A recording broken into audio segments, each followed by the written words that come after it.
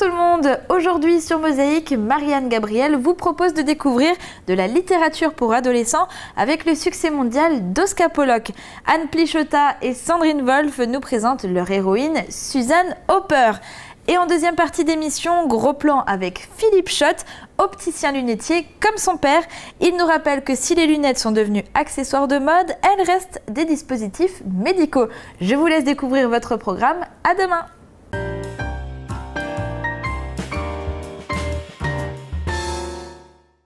Bonjour à tous. L'une est alsacienne, l'autre bourguignonne. Elles vivent toutes deux à Strasbourg et partagent une même passion, la littérature fantastique. Sandrine Wolf, c'est la fonceuse. Elle est née à Colmar et aime la vitesse sous toutes ses formes. Après des études de sport, elle travaille dans le milieu socio-culturel au sein des quartiers dits difficiles. Anne Plichota est née à Dijon. Elle a parcouru les 4 coins de l'Hexagone avant de séjourner quelque temps en Corée et travailler en Chine. Après l'immense succès d'Oskar Pollock, traduit en 27 langues, nos deux auteurs nous présentent leur dernière héroïne, Suzanne Hopper. Bonjour à vous deux. Bonjour. Anne Plichota, Sandrine Wolf. La première question, comment est née cette aventure et cette écriture à 4 mains?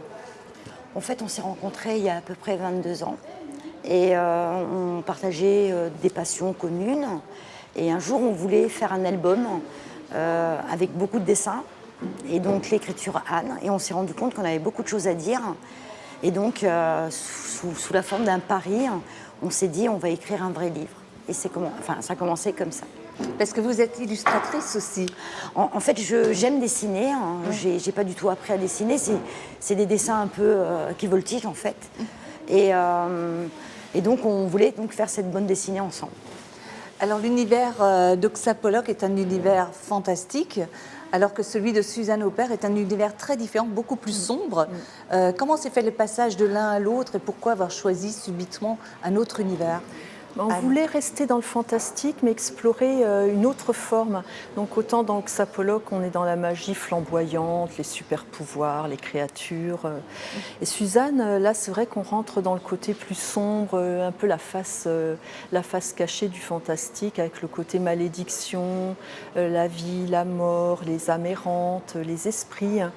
C'était en fait une façon pour nous de rentrer dans quelque chose de plus intime, une histoire plus psychologique aussi. Oskar, il y a beaucoup de personnages, ça fourmille, ça foisonne. Suzanne, il y a très peu de personnages. Donc là, on rentre vraiment dans leur cœur, dans leur esprit. On les suit vraiment millimètre par millimètre. On est plus dans la dentelle, en fait, et dans le côté plus subtil, plus profond aussi des choses, et plus sombre, effectivement. Ouais. Cette évolution, elle a été spontanée ou bien il a fallu un certain temps ? Ça faisait partie de nous. Puis ça correspondait à l'histoire. Oui, et puis c'est à cette période-là aussi où on avait envie finalement d'explorer aussi cette voie-là qu'on avait en nous, qu'Oskar Pollock ne nous avait pas forcément permis voilà, on ne s'est pas aventuré en tout cas sur cette voie-là. Suzanne nous l'a permis. L'histoire se situe en Écosse, alors c'est le décor idéal pour une histoire telle que celle-ci, avec ses manoirs, ses fantômes.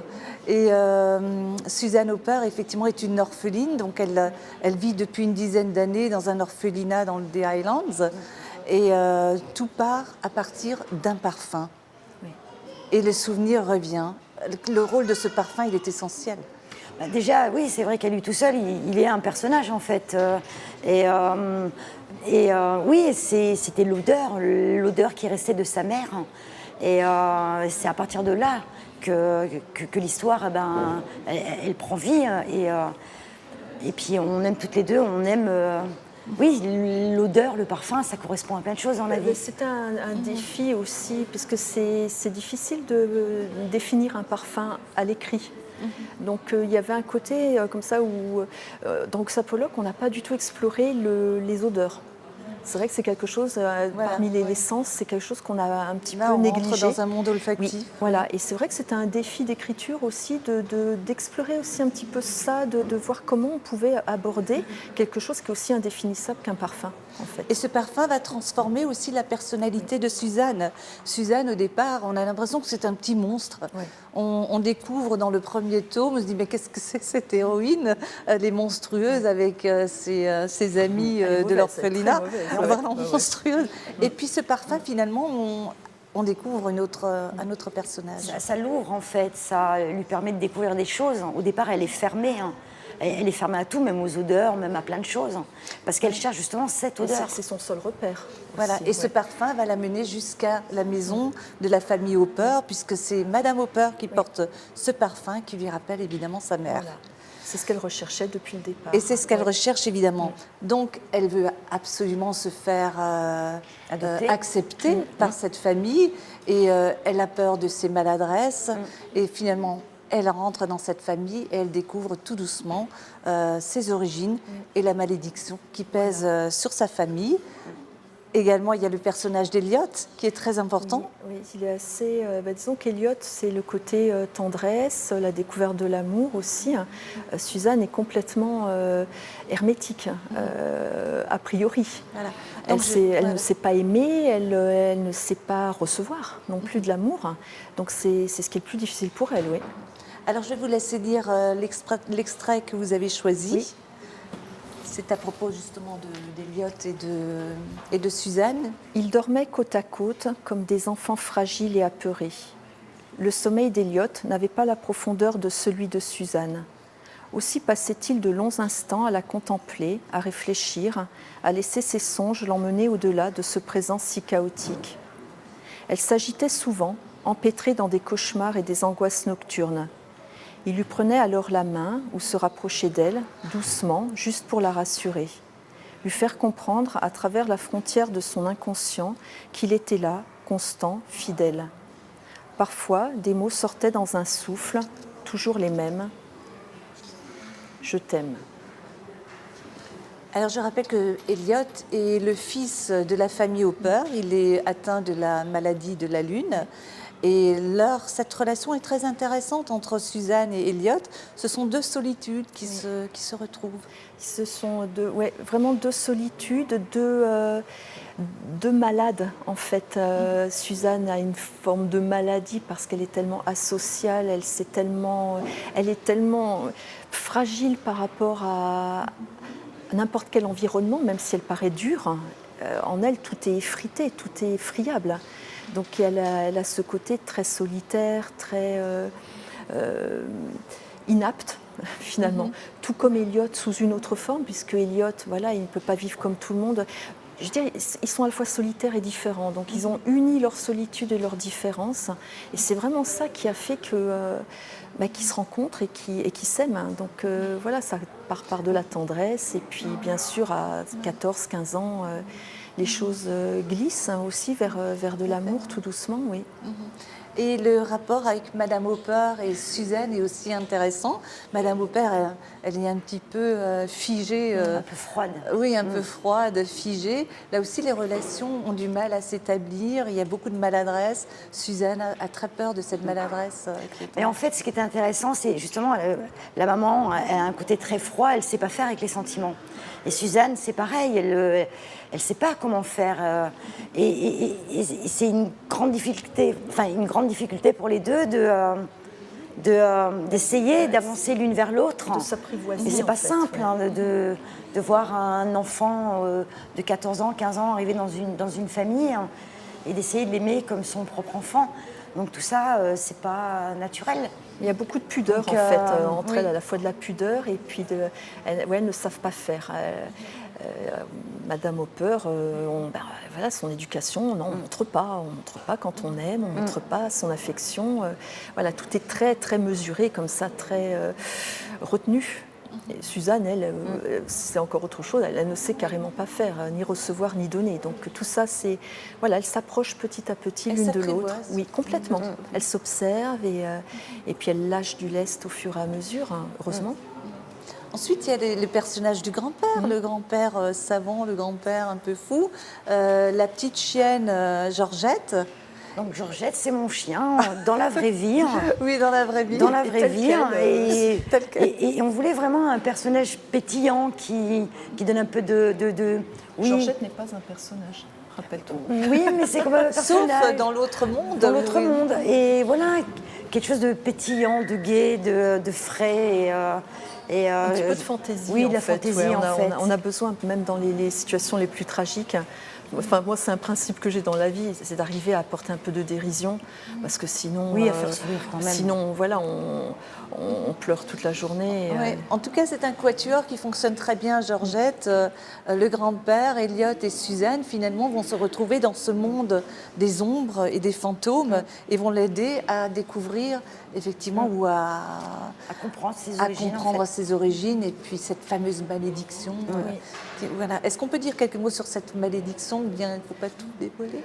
Mais en fait, ce sont les ancêtres de Suzanne qui ont subi cette malédiction à cause d'une femme qui était à la recherche folle de la jeunesse et qui, pour l'homme qu'elle aimait, a été prête à céder son âme au diable, si on peut dire les choses ainsi, et à sacrifier de très jeunes enfants pour préserver une jeunesse qui lui semblait être un idéal, mais qui est une erreur totale. Donc, à la suite de ça, tous les ancêtres de Suzanne, y compris cette femme, sont inclus dans cette malédiction. Et Suzanne se trouve à l'issue. Donc, elle porte une responsabilité encore plus grande que tous les autres personnages, puisque c'est elle qui va ou clore ou complètement annuler cette malédiction. Donc, c'est un double enjeu pour elle. On avait le sentiment qu'il y aurait une trilogie de Suzanne Hopper. Au départ, on était parti sur 3 volumes et finalement, ça tenait en 2 volumes. Et c'est pas. On aime bien que les choses soient intenses, en fait. Et puis. Oui, pas dilué, en fait. Oui, c'est surtout ça. On a vraiment ce souci de garder un bon rythme. Et on peut faire d'une histoire, on peut la faire en 2, 3, 4 tomes, en partant de la même histoire. Mais voilà, après, tout dépend de la façon dont on veut aborder les choses. Et c'est vrai qu'on était dans cet état d'esprit d'avoir quelque chose de très intense. Et là, vous avez des projets, d'autres projets déjà? Alors, on est dedans. Savoir, déjà on est en plein dedans, à fond, sur certainement une série, plus une série en 2 ou 3 volumes, avec des personnages très forts aussi. On n'est plus du tout dans le fantastique, par contre. C'est quelque chose de plus urbain, de plus très moderne aussi, même si Oxa et Suzanne sont vraiment ancrés dans notre réalité, dans notre monde aujourd'hui. Mais là, le côté urbain, le côté un peu Robin des Bois aussi moderne, une bande de 5 jeunes, très emblématiques, avec des personnalités, des destinées, des parcours très différents les uns des autres, qui se retrouvent et qui essaient d'œuvrer pour rétablir un équilibre, autant en termes économie, sociopolitique, tout ce qui nous concerne en fait aujourd'hui, tout ce qui nous révolte, et avec des problématiques personnelles aussi assez fortes. On a hâte de découvrir tout ça. Je vous remercie beaucoup d'avoir accepté cette invitation. Donc Anne Plichota, Sandrine Wolf. Votre livre, donc Suzanne Hopper, le premier tome s'appelle Le Parfum perdu, le second tome Les Forces fantômes, et on le trouve bien sûr édité chez XO Éditions. Merci à vous deux. Merci. À très bientôt, entre les lignes.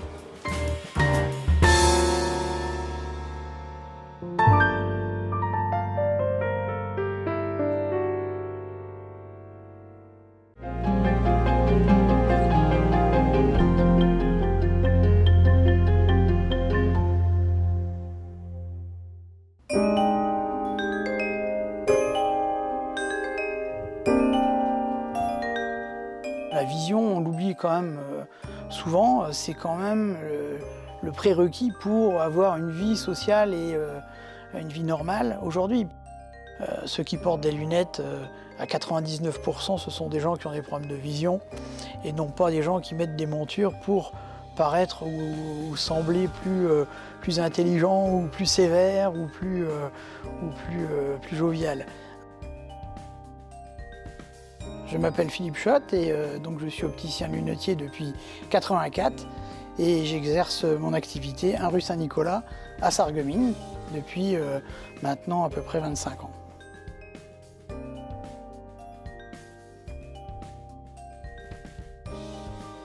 On arrive à traduire une personnalité au travers du choix de sa monture. C'est pas toujours évident, des fois ça met une barrière vis-à-vis des autres, mais bon, la plupart du temps on a quand même des verres qui sont extrêmement transparents, donc on ne se cache pas, on ne cache pas ses yeux. Par contre, c'est vrai que la correction visuelle, du défaut de vision qu'on peut avoir, peut un peu transformer le regard aussi. We walked, talked about difference, talked about everything. Met friends and sat by the river. En 67, quand mon père a ouvert, on habitait juste au-dessus du magasin, à la maison d'œuvre. Et donc je passais tout mon temps dans l'atelier, au magasin. Et donc à 12-13 ans, quand on m'a demandé qu'est-ce que je voulais faire, j'ai dit comme mon père, parce que pour moi c'était une évidence. Et puis j'avais un peu cette fibre technique et manuelle. Donc du coup, très tôt, je me suis orienté sur cette voie-là.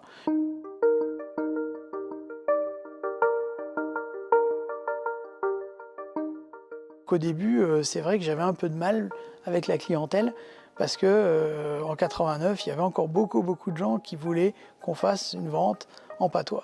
Donc au fil du temps, ça s'est fait et puis aujourd'hui, ça devient de plus en plus rare malheureusement parce que je pense que c'est pas une bonne chose que le patois se perde. Le gros intérêt de ce métier, c'est que finalement, sans la vue, on ne fait pas grand-chose. Aujourd'hui, on peut se passer de ne pas bien entendre ou de mal marcher, mais si on ne voit pas, on ne fait rien dans le monde actuel. C'est un article de mode, puisqu'il faut quand même qu'effectivement, ça cadre avec la situation sociale de la personne et de l'image qu'elle veut retransmettre. Mais bon, généralement, on n'a qu'une paire, voire deux paires de lunettes. Il faut que la qualité du produit qu'on distribue soit à la hauteur. On va dire par moment on fait un peu le MacGyver parce qu'il faut bricoler la lunette d'un client qui part en vacances et qui vient juste de les casser et on n'a pas le temps de lui refaire un équipement complet. Je fais un parallèle par exemple au boulanger, tout le monde a de la farine et de l'eau, ils ne font pas tous du bon pain. Nous c'est pareil, on a des montures d'un côté et des verres de l'autre côté. On peut tous acheter les mêmes produits, mais par contre, l'assemblage des deux fait qu'il va y avoir une différence de qualité qui va se traduire par un confort visuel ou une qualité de montage ou une qualité de durée dans le temps qui va être complètement différente d'un opticien à l'autre. Mais on travaille avec beaucoup de maisons françaises aujourd'hui et on a notre verrier principal qui est allemand, donc qui nous permet d'avoir un rapport qualité-prix inégalé, parce que l'Allemagne reste encore un fleuron de l'industrie en Europe. Tout l'enjeu réside dans le fait de choisir la bonne monture, bien adaptée esthétiquement, parce que c'est ce qui importe le plus quand même aux consommateurs, mais aussi par rapport à des champs de vision, par rapport à l'utilisation que le consommateur va en faire après, il faut qu'on ait des surfaces suffisantes. Ensuite, c'est le savoir-faire, la prise de mesure, la position de l'œil par rapport à la monture qui va être primordiale. Donc plus on aura de précision dans cette prise de mesure, plus on sera précis dans le taillage du verre pour que le verre, une fois taillé, positionné dans la monture, soit au bon endroit, face aux yeux, face à la zone de lecture quand on va passer en lecture. Et on a aussi des verres plus compliqués aujourd'hui qui permettent de travailler sur un ordinateur, puisque le travail de bureau, c'est 80 cm, 40 cm, on passe de l'un à l'autre, et on a besoin d'avoir des champs de vision assez larges pour l'écran et pour le travail de près. Donc aujourd'hui, on a 60% des gens qui ont un travail souvent sur informatique, ce qui pose pas mal de problèmes. Et derrière, on a aussi tout un tas de traitements qui permettent de se prémunir des lumières bleues qui aujourd'hui font polémique et qui sont effectivement nocives sur tout ce qui est appareil numérique, tablettes, smartphones, ordinateurs, écran plat, etc. We walked, talked about difference, talked about everything. Met friends and sat by the river, our private world. And we just had a Sur 50 ans, il y a eu des hauts et des bas, puisqu'il y a eu des modifications dans les modes de fonctionnement. Les consommateurs ont été, on va dire, attirés par des publicités alléchantes. Mais bon, on s'aperçoit qu'effectivement, les gens font quand même leur analyse eux-mêmes. Et la situation fait qu'effectivement, au bout de quelques temps, on les voit revenir en disant bon, on avait tel souci, parce que bon, ils connaissent la qualité de notre travail, et c'est vrai que ça s'en ressent sur la durée de vie de l'équipement, sur le confort visuel, et toutes ces choses-là font qu'au fur et à mesure, les gens sentent effectivement qu'il faut qu'ils reviennent nous voir, parce que la qualité des équipements qu'on leur avait livrés auparavant, ils n'arrivent pas à le retrouver forcément toujours ailleurs.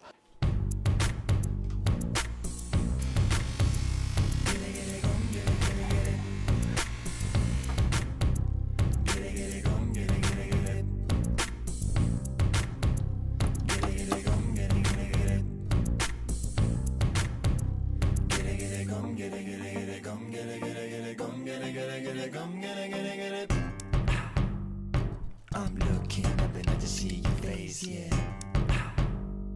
Hold on, babe, I reach out in space, Put a ring in your head and start away, yeah.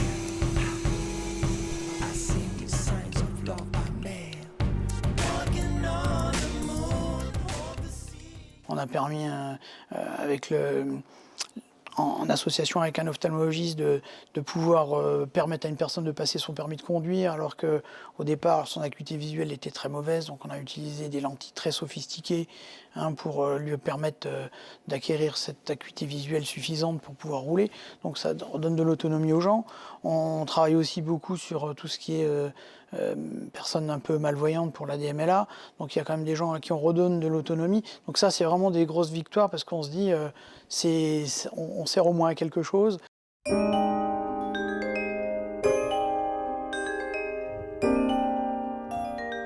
Une anecdote, oui, il y en a eu plein. Bon, c'est notamment des petits enfants, quand on les équipe pour la première fois d'une paire de lunettes et qu'ils ont une qualité de vision tellement basse qu'ils découvrent leurs parents. Donc ça, c'est des choses qui sont assez extraordinaires.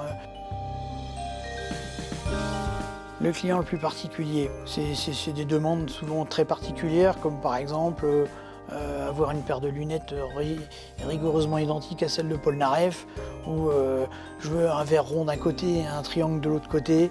Donc il y a des gens un petit peu farfelus. Donc c'est vrai que on arrive à répondre à ce genre de besoin, mais c'est vrai que c'est des fois un peu étonnant. Merci à mon père d'avoir cru en moi, et puis d'avoir passé ces années à mes côtés, et d'avoir créé cette entreprise et de me l'avoir transmise au bout du bout. Temporiser un petit peu ma fougue de la jeunesse, et il m'a amené sa sagesse, mais par contre moi je lui ai amené les nouvelles technologies, une évolution de la vie professionnelle, puisque le métier a grandement évolué en 30 ans. Donc c'est vrai que ce tandem-là a vraiment bien fonctionné, et on s'est jamais fâché, on a toujours travaillé en bon entendement, et on a puisé l'un et l'autre dans l'expérience et dans la jeunesse de l'autre. Entre-temps, ma sœur nous a rejoints, elle avait fait des études de commerce. Nous avons des collaborateurs qui nous suivent depuis déjà pas mal d'années. On a donc Aurore, qui est opticienne diplômée comme moi et qui me supplée au niveau technique, qui a 17 ans d'ancienneté. Nous avons Pascal et Alain qui sont là depuis 35 et 34 ans respectivement. Donc ils font partie de l'équipe depuis très longtemps. Ils ont des qualifications de très haut vol. Et la petite dernière, c'est Laetitia, qui est rentrée il y a 17 ans, donc pour vous dire. Mais on a une dernière recrue quand même, qui est Estelle, qui elle s'occupe de notre e-communication.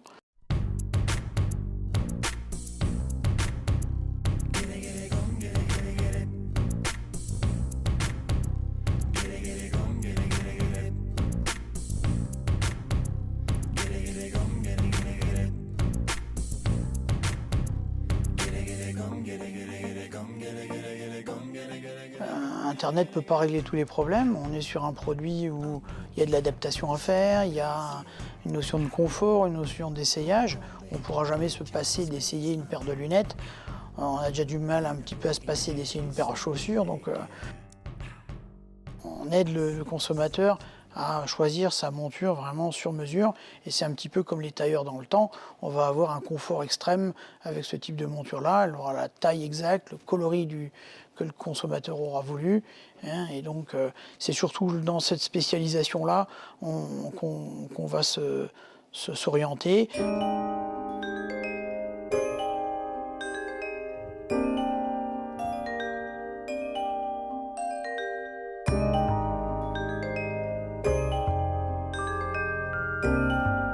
On essaye de se diversifier, et donc le numérique aussi, puisqu'on aura la possibilité de télécharger notre application très bientôt. On pourra commander ses lentilles, on pourra essayer des nouveautés directement en ligne en se prenant en photo et en superposant les nouveautés, les nouvelles montures sur son visage. On a encore des évolutions qui vont arriver, il y a des nouveautés qui vont certainement émerger, hein, je pense aux lunettes électroniques connectées, enfin, il y a encore beaucoup de choses, mais je pense que le métier de base, à partir du moment où on est passionné par la lunette, même si elle devient technologiquement plus élaborée, peut-être que demain on fera de la monture avec des imprimantes 3D, donc il faudra aussi se mettre au goût du jour, mais je suis prêt à relever tous les défis. De toute façon, ça fait 30 ans qu'on est constamment en train de se remettre en cause, hein, tous les jours, toutes les semaines, tous les mois, parce que le monde avance, et puis ou on est dans le train et on suit, ou alors on reste sur le quai, hein. Aujourd'hui, c'est ça.